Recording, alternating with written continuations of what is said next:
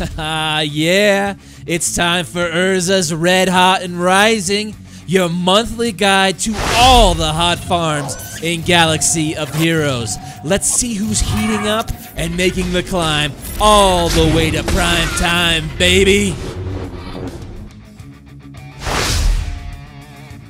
And we start off this month with a dude who's always been on the fringe of pretty much every single game mode out there, but he's finally starting to find a home and establish relevance in the arena with the modern day Jedi squad.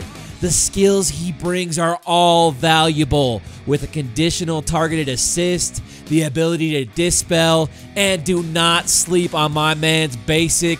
Having the ability to double tap allows you to clear that pesky foresight.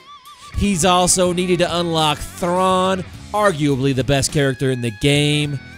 And you better believe he hits like a Mack truck when properly trained by the Master. And I know what you guys are all thinking. This dude got a terrible haircut, but we're going to go ahead and cut him some slack. Because Ezra Bridger, my man, you are quite obviously heating up. And for the first time, we welcome JTR, Jedi Training Ray, all the way to Red Hot and Rising.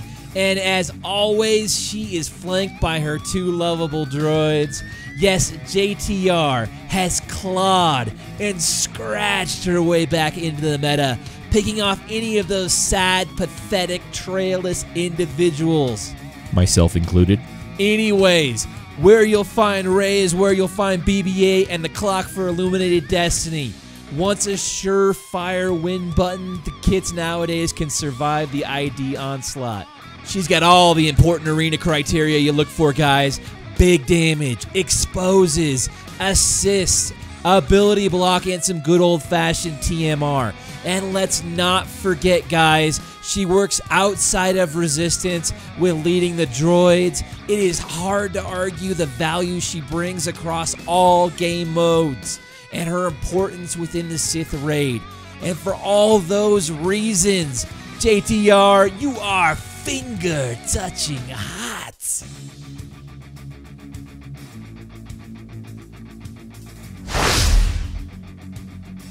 And I got no choice. I gotta pull this man back up into Red Hot and Rising for what is his second time making the list, as he has now become such an amazing tool for Jedi teams. Yes, you heard me correct. Jedi teams.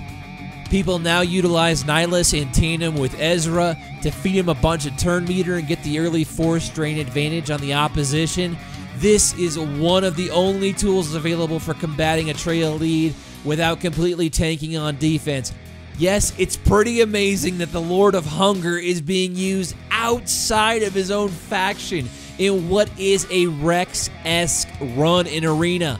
Maybe now we can talk about how insane Annihilate is as a move, the power level. It's like the ultimate trump card, guys, and basically ensures we will never see another timeout team in Arena ever again. Darth Nihilus, Lord of Hunger, I'm ready for you to take a long vacation. But for now, you are scorching hot.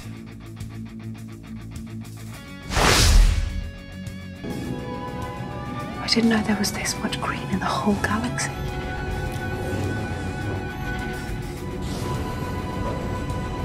And thank you, Rey. For back-to-back months, the Grandmaster remains hotter than a binary sunset. He might quite possibly be the best rework CG has ever done. We will have to see if he can outlast Palp in terms of meta relevance, but the damage, destruction, terror, and mayhem. You have never lived until you've seen Master's training and Unstoppable Force basically one-shot a fool. I mean, it's just breathtaking, guys. And it doesn't stop there. It is time to talk about the Foresight spam. Just adding layers upon layers of durability to those Jedi, to the point where it can stall out a battle, to the point where it's just annoying. And now here's the big secret, guys. Gearing the Grandmaster is not horrible. It's not even bad. It's like the fastest modern gearing I have done in recent memory. And for all those reasons, Grandmaster, mi amigo, you are mucho caliente. Alright guys, I'll spare you the entire triumvirate this month, but just know that Scion could be here too. He is the best tank in the game. So let's just get this over with, alright? The Lord of Betrayal is back in action this month, and she continues to pollute arena shards around the galaxy. If you have her, you are definitely using her, and we may be a week or so out from another big boom as the next tier of focus guilds begin to unlock her, and her dominance in arena continues. And I've had another month of pure hell fighting her. The leader ability single-handedly changes how the fight goes. I mean, 35% max health damage for anything out of turn. Are you kidding me? That is one hell of a tax to pay. It makes every single decision a difficult one, and she is the absolute toughest arena meta I have faced in 2.5 years on these holotables. Alright, I think that's enough shine on this monstrosity. Darth Treya, you are face-melting hot!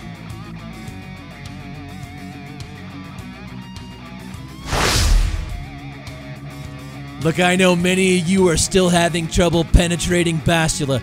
Every single day, I've got people coming up to me saying, Urza, how do you do it? Urza, please help me. And let me just say this, guys.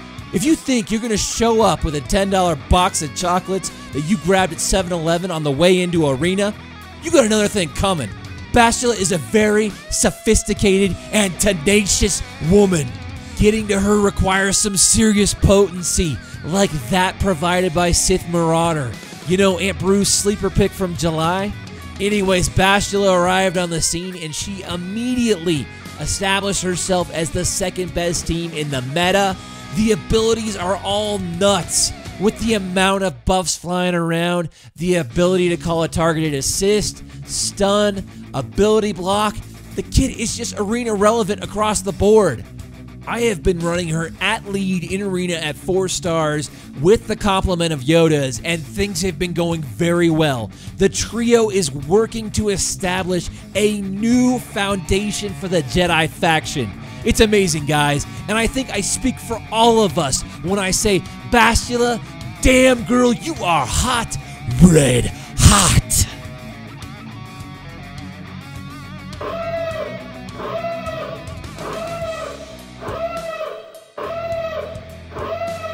And the pick is in. Amperu's sleeper pick for August 2018. It's an oldie but a goodie. It is none other than IG-88.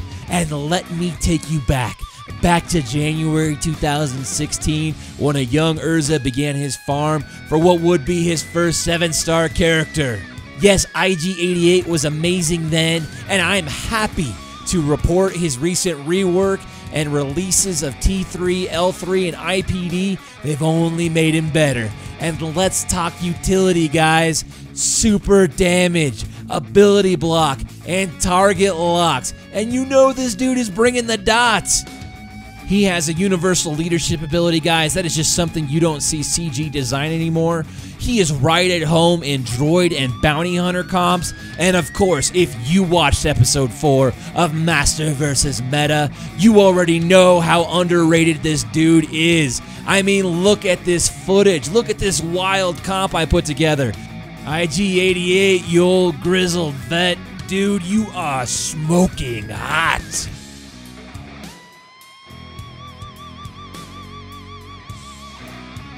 And that about wraps us up, guys. Thank you so much for watching. We hope you enjoyed the video. Don't forget to like and subscribe, leave a comment, and swing on by Urza's Holotable Hall Discord server. It's your ultimate social hub for Galaxy of Heroes. We'll see you next month.